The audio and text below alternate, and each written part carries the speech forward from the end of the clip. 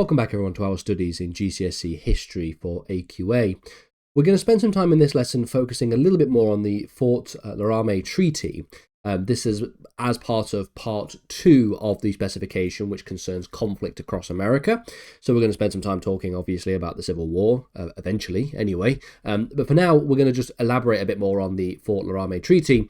I know I touched on it in the last video, at various different stages when we talked about the permanent Indian frontier, but I'm going to spend a little bit more time talking about it here just for a bit more context. So essentially, as a background and contextual element that we need to think about here, by the mid-19th century, so by the mid-1800s, we can see that there is extensive westward expansion of the United States. And this extensive westward expansion of the United States is fueled by the Oregon Trail, the California Gold Rush of 1849, and the development of the Transcontinental Railroad. The result is the bringing of tens of thousands of settlers into the western territories of the Americas. Now, these western territories are primarily, occupied by Native American tribes. These tribes include groups like the Lakota groups, the Cheyenne tribes, the Crow tribes, and the Shoshone tribes. And these are, among others. The Fort Laramie Treaty, then, is negotiated in the wake of these tensions, as settlers begin to need safe travel, and the government's support for that safe travel becomes a bit more urgent. In 1851, then, the US government sought to establish peace and secure safe passage of settlers through Native American lands by formalizing borders, by limiting conflicts between settlers and tribes, and by making promises for compensation of land usage. This is the contextual part of the Fort Laramie Treaty, and one of the things that we didn't spend that much time looking at in the previous video. So, the treaty itself, signed at Fort Laramie, which is present-day Wyoming, involved representatives of the US government and 10 major tribes on the American plains. These were, like I've said already, the Shawnee Treaty, the Shawnee tribes, the Lakota tribes, the Crow tribes, as well as others. The treaty aims to address several issues that had arisen as the result of the encroachment of settlers into these lands. First is the development of peace between the tribes and the settlers. The primary goal was that this would be a peace treaty. Maintaining peace between the expanding settler population and the Native American tribes was the important primary goal of this treaty.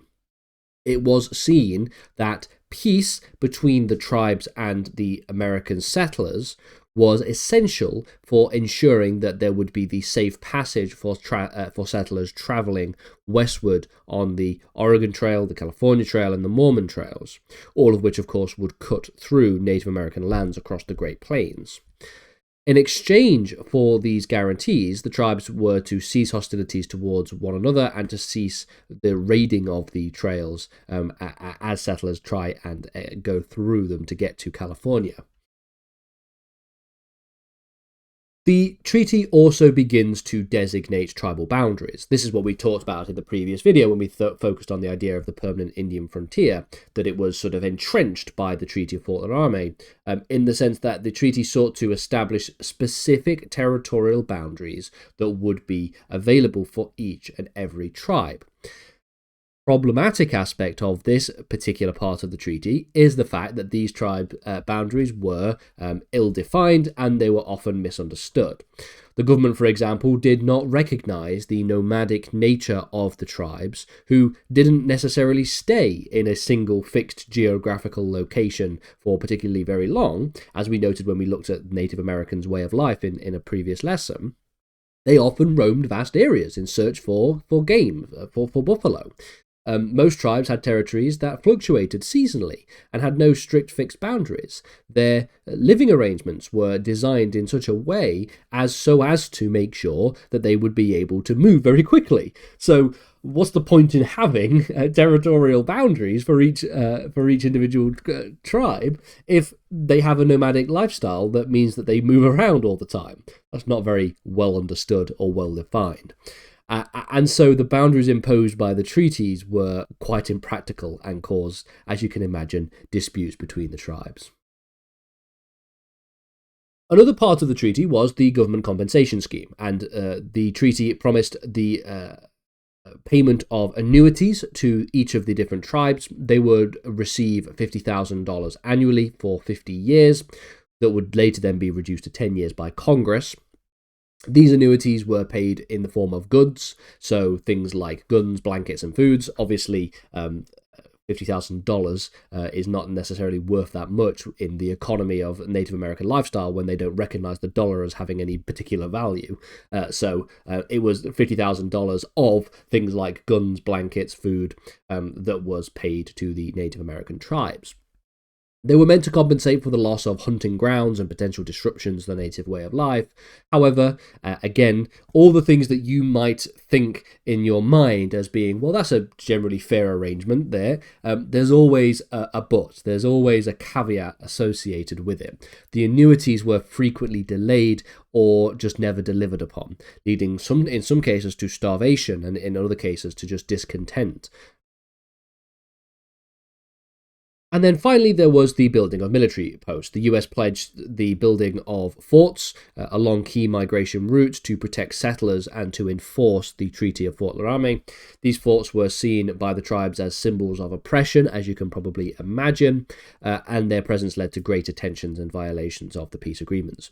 So all the things that would benefit the tribes in Fort Laramie were either not fully paid upon or just frequently delayed, and or basically didn't understand the lifestyle of the Native Americans. So points 2 and 3 here on this slide. The designating of tribal boundaries, pretty useless thing to offer. The government compensation is great, but only if you actually deliver on those promises, which a lot of the time the government failed to do. And then all the other things, the building of military posts, were always, of course, going to be a symbol of oppression and lead to greater tensions. So it could be said very clearly that the Treaty of Fort Laramie had very ambitious goals, but it was deeply flawed. And I've already mentioned some of the reasons why it was deeply flawed, but there are other reasons why it collapsed as well, which we will talk about.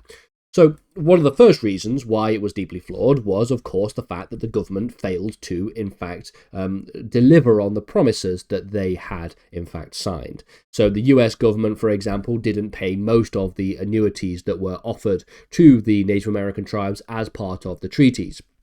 When the goods were provided, they were often substandard or insufficient and did not meet the needs of the tribes. The provision of annuities was supposed to compensate the tribes for their cooperation and for losing access to traditional hunting grounds, but because the government could not guarantee the reliable delivery of these goods, we start to see the severe shortages of among Native American groups, especially with food and essential supplies.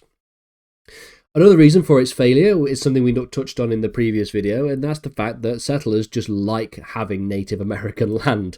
The settlers would continue to settle in native lands and would just completely disregard the boundaries that were set by the treaties. The government struggled to control its own people and were unable to enforce the treaty to prevent any further settler encroachment. Now, I've not done enough research into the depths of this particular aspect of the treaty to know whether or not they failed to enforce the boundaries. The US government failed to enforce the boundaries because they couldn't, because it was just a very difficult problem to try and stop Native Americans from settling, or because they didn't really care to. I might put a thing in the comment down below to see what the actual answer to that question is. It sort of goes a little bit deeper than GCSE history, so I sort of didn't go into that much depth, but either way, the result is the result. The result is that encroachment by settlers continue to take place. For instance, when we see the discovery of gold in the Rocky Mountains in the 1850s, this, of course, brings an influx of miners and settlers into various different native territories. Another motivating factor for the failure of the treaty was the decimation of the buffalo population. So, of course, the buffalo is a crucial resource. The bison is the crucial resource for many Native American tribes. The arrival of settlers combined with government-sanctioned buffalo hunting expeditions decimated their herds. And so with the buffalo population dwindling, Native American groups found themselves struggling to survive, and having to rely on government-issued goods became increasingly critical, which was a problem given that the government failed to fulfill their promises when it came to said goods in the first place. You also have the fact that there is disagreement among the different tribes themselves. So prominent tribal leaders, for example, refused to, in fact, agree to the treaties. The Lakota tribe, for example, viewed the treaty as a temporary fix, but did not agree to the government-imposed boundaries. Tribal leaders, such as Red Cloud, for example, would later become a prominent figure in resistance to US policies. And then finally, a final reason why the treaty failed is because there was a change in US policy. The treaty stipulations regarding safe passage for settlers and the construction of forts were never fully implemented. And so after the Civil War, military's increased presence on the plains, the government shifted its focus towards a policy of concentration, attempting to force Native Americans into specific reservations, which again we will get to in later videos when we look at this policy in more detail. But for now, we're going to just finish this lesson off, and we'll talk about policies of this nature later on in future lessons.